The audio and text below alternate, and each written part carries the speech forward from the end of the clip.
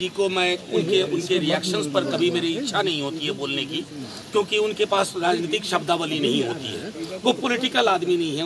मैंने उनको नाम दिया है कि वो पाकिस्तानी टूरिज्म के पोस्टर बॉय हैं।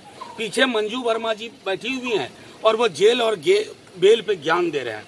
मैं तो सिर्फ इतना कहूंगा, गिरिराज जी, एक मुश्किल लड़ाई में आप राजद के साथ हैं। आप पाकिस्तान छोड़िए, बेगूसराय में टिक पा रहे हैं कि नहीं, इसकी बात कीजिए।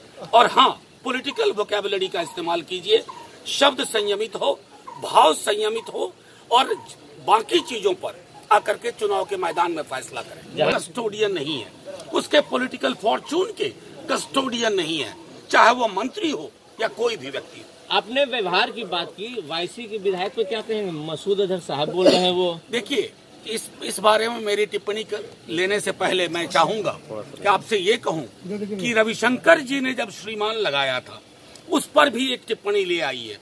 उनके बाकी मंत्रियों ने नाम के आगे, ये इतनी बड़ी गलती नहीं है, और मैं बावजूद इसके अपनी पार्टी की तरफ से तस्दीक नहीं करता हूं। उनको इस प्रकार के ऑनोरिफिक टाइटल का इस्तेमाल नहीं करना चाहिए था। लेकिन गाज अगर गिरनी है इन प्रश्नों पर, तो शुरुआत रविशंकर जी से हो। उन्होंने प्रेस कॉन्फ्रेंस में श्रीमान नाम से नवाजा था आतंकियों के साथ। वो व्यवहार अपने दौर का सबसे बड़ा काला सच है।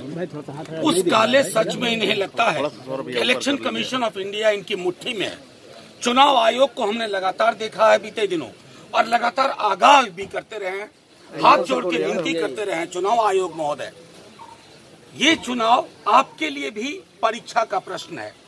रीढ़ की हड्डी संस्थाओं की खत्म हो रही है।